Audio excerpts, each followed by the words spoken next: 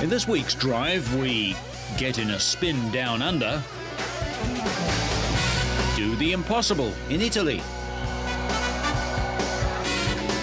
get hot and bothered in the desert, and watch the mountain goats of the motorcycle world. All this and more in this week's Drive.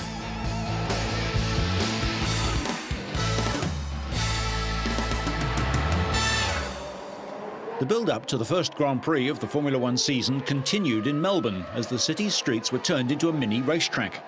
Tens of thousands of people gathered in the central business district to celebrate the 10th anniversary of the race's return to the Australian city. Two Minardis, one driven by team boss Paul Stoddart and a Williams piloted by test driver Antonio Pizzonia, thundered through the streets and executed a series of smoking spins, much to the delight of the crowds. Predictably, a few authorities complained that the cars had exceeded the speed limit.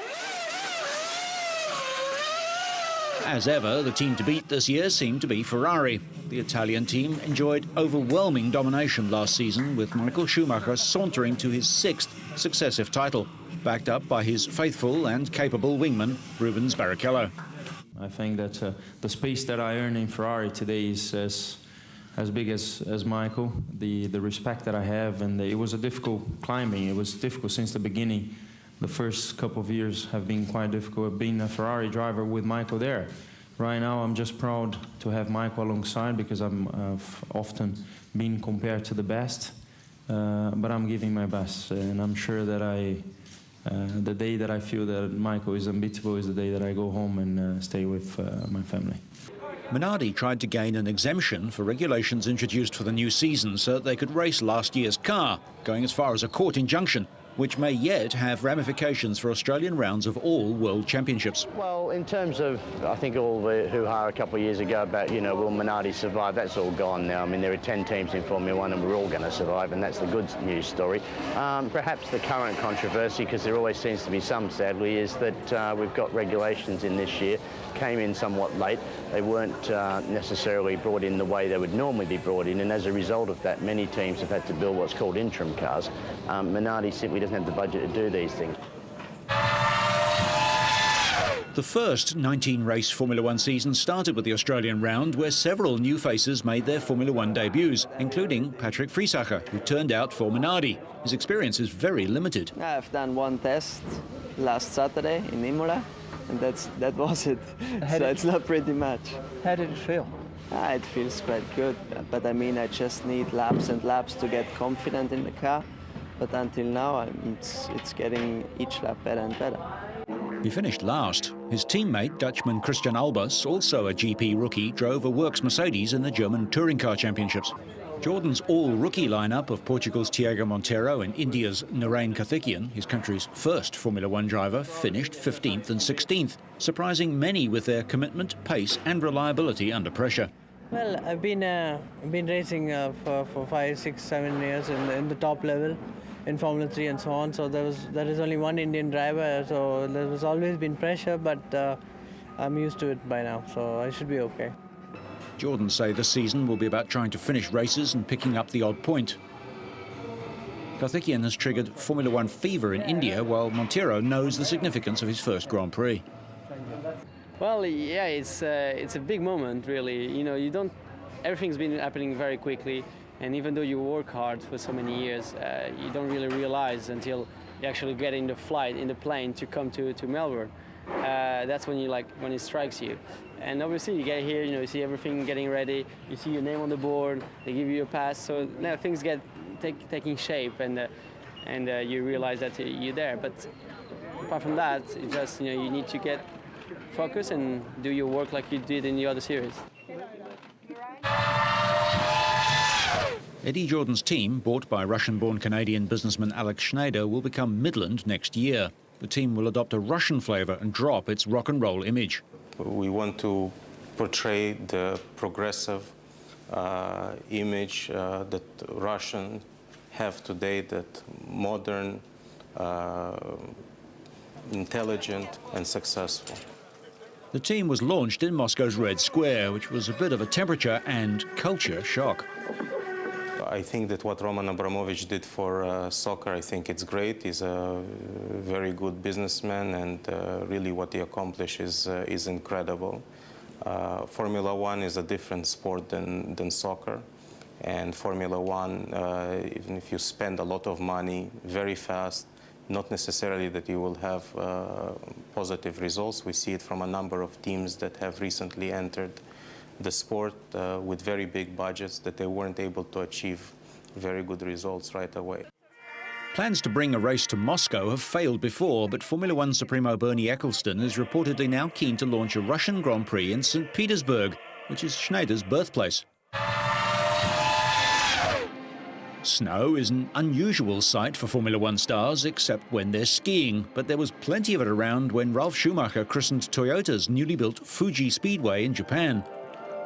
The 4.6-kilometre circuit at the base of Mount Fuji is vying to take over from Honda's aging Suzuka circuit in central Japan when its license expires at the end of next year.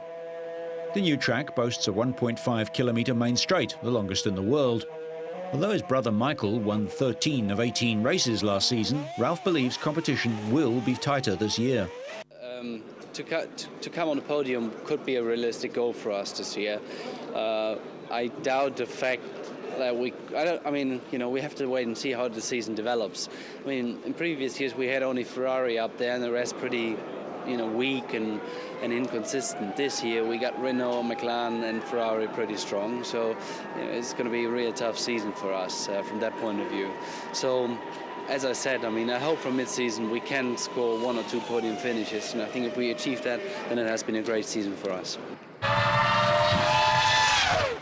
Australia's only current Formula One driver, Mark Webber, was hard at work for sponsors before the race. The down-to-earth Williams driver treated Australia's Foreign Minister, Alexander Downer, to a fast few laps in the BMW road car around another local track. Even if he shrugs off the hype, the 28-year-old driver's reputation is out of all proportion to his results on the track. Webber has so far finished no higher than 5th place in his Formula One career, on an emotional debut with Minardi in Melbourne in 2002 and again this year. Given that the team won the last race of last year and that the Ferraris were marginalised, Williams might have hoped for better than Webber's 5th and Nick Heidfeldt's retirement after colliding with Michael Schumacher. In contrast, BMW was guaranteed a win in the celebrity support race, which featured identical 1 Series models.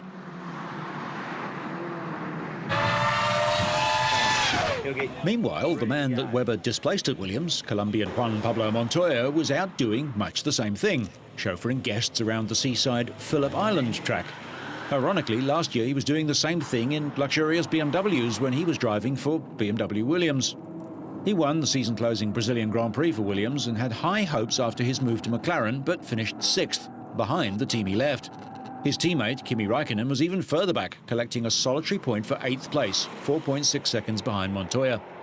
If you're offered a low-mileage CLK Mercedes cheap, you should look for molten rubber under the rear guards.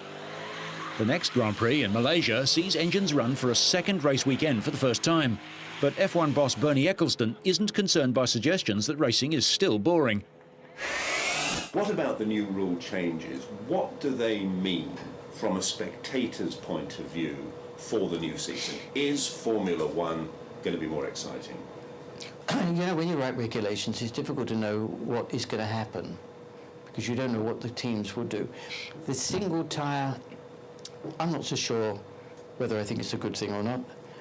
Again, we'll have to wait and see.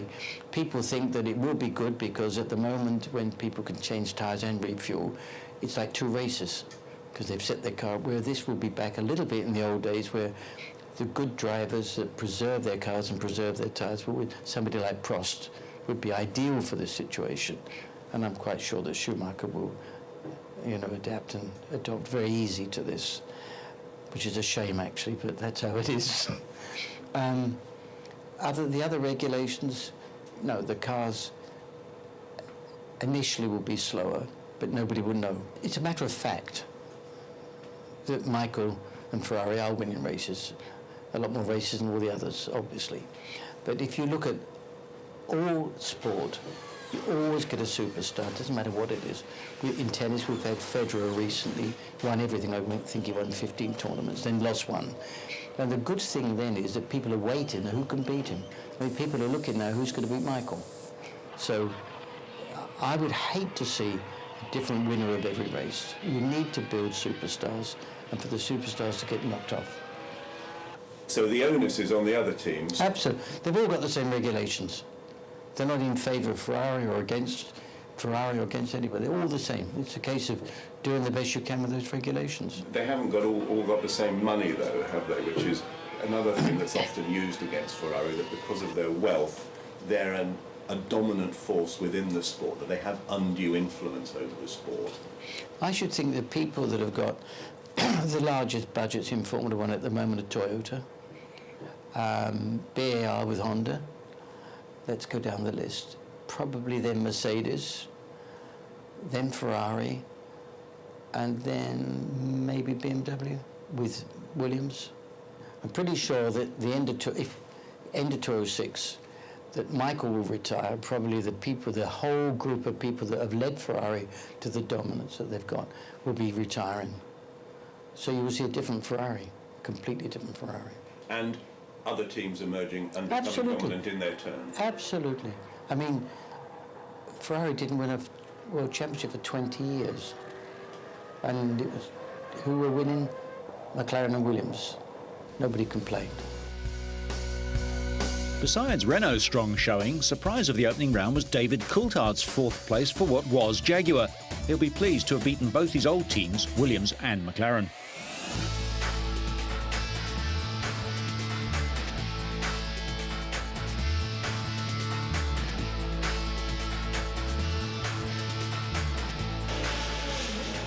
International Motorsport arrived in Pakistan with the launch of their A1 Grand Prix team in Lahore. President Pervez Musharraf joined a list of heads of state, including South African President Thabo Mbeki and President Emil Lahoud of Lebanon, who've endorsed the new series as the World Cup of Motorsport. It is indeed a very unique privilege for me to be here, to be launching this A1 Team Pakistan. Driving force behind the series, Sheikh Maktoum of the UAE, showed the president over the car. The very fact that this we are one of the 23 countries, I think, to be participating, shows that people have confidence in us, and it gives us a lot of confidence that the nation is on the rise. It has taken off economically, and therefore I think it augurs well for the future. The series pitches national teams against each other, starting at Brands Hatch in September. The Pakistan colours, green and white, will be there competing with all other nations, and that means a lot to me. Pakistan is competing for the first time in an international motorsport, and I'm proud to say that we're also the first country to announce our driver in the A1 Grand Prix series. Nur Ali has already made his name in Formula Mazda in the US and is training hard for his first A1 race.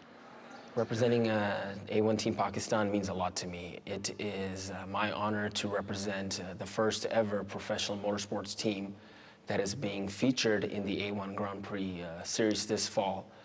Pakistan has no history of motor racing, but international businessman Arif Hussain believes his country is ready to embrace motorsport and the business opportunities it offers.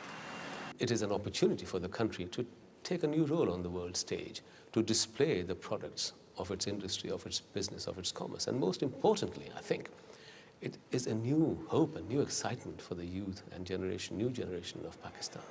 Some big businesses are getting behind the national team. It is worthwhile to be associated with car racing, and I think A1 Grand Prix would do a great job for us.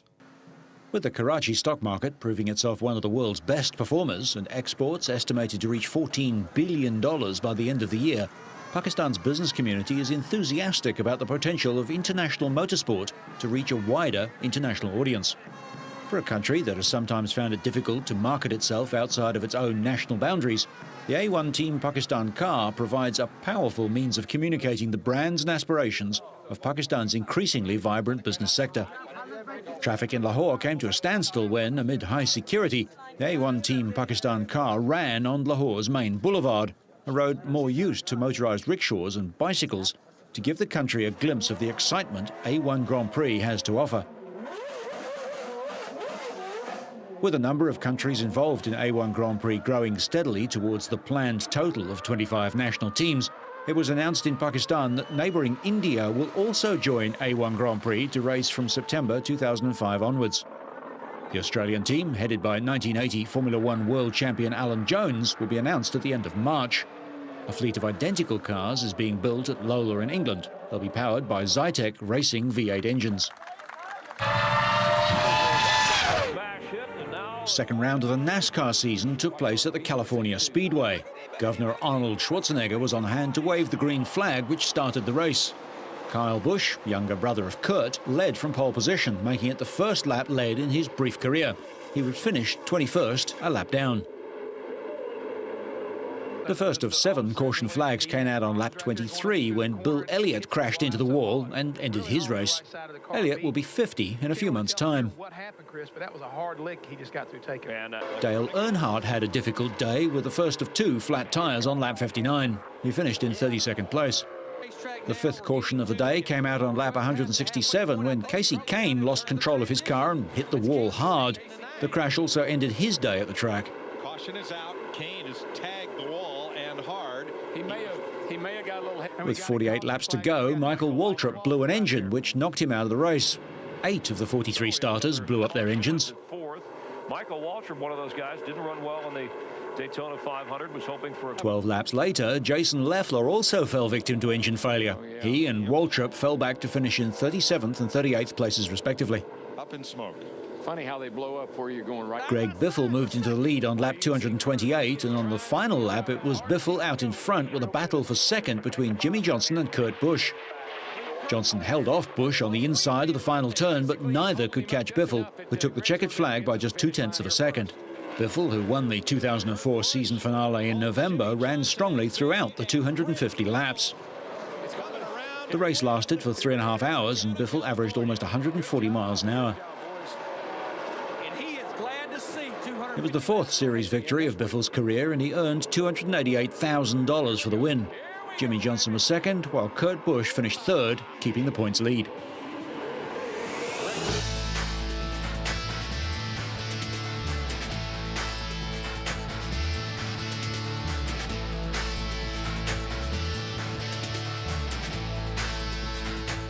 Round 2 of the Middle East Rally Championship started at Bahrain's International Circuit, the first Formula One track in the Middle East.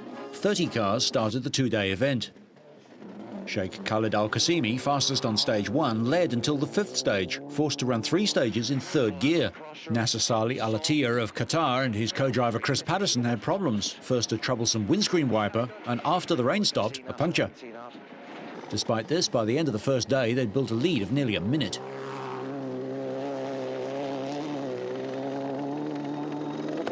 Qatari Khalifa Al Attiyah was 3rd in the championship after the opening leg in the UAE, but his Bahrain rally was to end in disappointment after a low-speed first-stage rollover. An engine fire destroyed Ibrahim Bousmati's Mitsubishi Lancer on the first day. Luckily, there were service crews nearby who were able to put out the fire, but the car was extensively damaged. Nasser Al Attiyah began the second day's 8 gravel stages south of Manamah with a 59-second advantage over Al Qasimi, the reigning Middle East Rally champ. The UAE's Sheikh Sulhal bin Khalifa Al Maktoum, meanwhile, had closed to within 2 seconds of Al Qasimi. After Al Qasimi clawed 9 seconds back on the 9th and 10th stages, the event developed into a game of cat and mouse, and there was to be a thrilling finish with Al Attiyah taking a 47-second advantage into the final 3 stages. Al Maktoum drove like a man possessed to set the overall fastest time in the Riffa stage and moved ahead of Al Qasimi by 5 seconds with just 2 stages remaining. The battle for second continued through the final 2 stages and all the way to the finish line. Ultimately, though, it was Al Qasimi who edged it ahead of Al Maktoum. Al Attiyah sealed overall victory once again, this time by a margin of 32 seconds, which keeps him securely on top in the overall standings. The next round of the FIA Regional Series will be the Muscat-based Rally Oman in mid-April.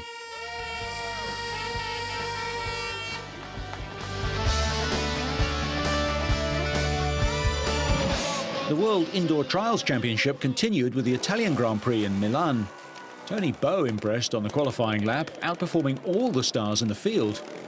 The 18-year-old Spaniard started badly and conceded a maximum 5 penalties on the first of 7 sections, but dropped only 1 more point on the rest of the course. Bowe was out of his depth in the 3-man final, conceding 34 points, but reaching the podium for the first time in his World Championship career was a great experience for the young rider. Albert Kabastani has claimed second place in 4 of the last 6 rounds and has yet to finish outside the top 4 this season. And the Spaniard was 17 points adrift of reigning champion Adam Raga at the top of the standings going into the weekend. Kabastani just edged out compatriot Hironi Fajardo to reach the finals, despite dropping maximum penalties on each of the first 3 sections. The Sherco rider ending with 19 points to Fajardo's 21. Meanwhile, Raga cruised into the final lap with 9 penalty points and moved into a commanding position in the decider when Kabastani and Bowe both dropped 6 points over the first 2 sections. Bowe continued to make costly mistakes, but Kabastani suddenly hit form while Raga began to wobble. Raga fought back in a head-to-head double-lane race against Kabastani, though, which he won to open a 2-point lead.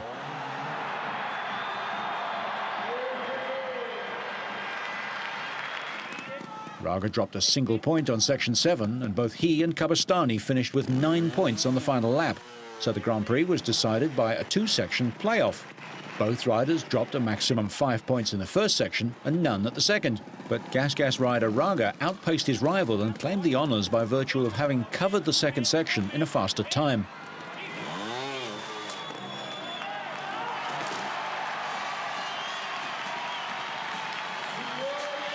So, Raga has made it 7 wins in as many rounds, but can he maintain his impressive run at retaining his world crown in the Portugal Grand Prix in Lisbon? While Raga has some breathing space at the top, things are far from decided lower down, and any of the top 6 could still take the title.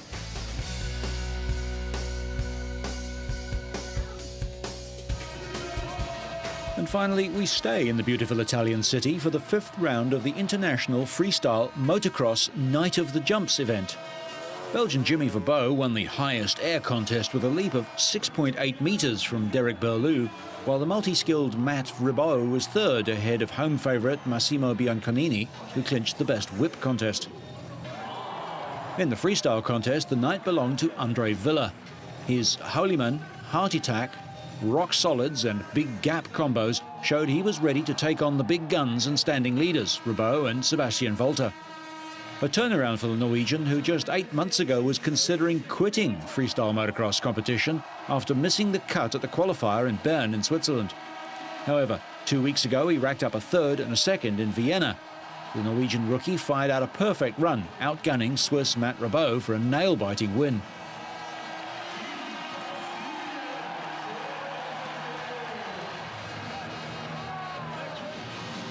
Ribot performed rock solid and tsunami stunts to claim 2nd place with 289 points. The number 1 seed, Aelo Gaup, also from Norway, sat out the event on Saturday but is expected to be ready to make his return in round 6. 3rd in the final was Sebastian Basti Volter of Germany. 4th was American Derek Berlou. 5th, Nick de Wit of South Africa. And 6th was another rookie, Martin Koren of the Czech Republic. Bianconini and Alvaro de Fara finished 9th and 12th in the main event in front of a packed audience of their screaming fellow countrymen. But happiest of all was Villa. So, whether you're trying to give up smoking, experiencing the ups and downs, or just battling a crash habit, so you stay on track and up to speed, make sure you catch next week's Drive.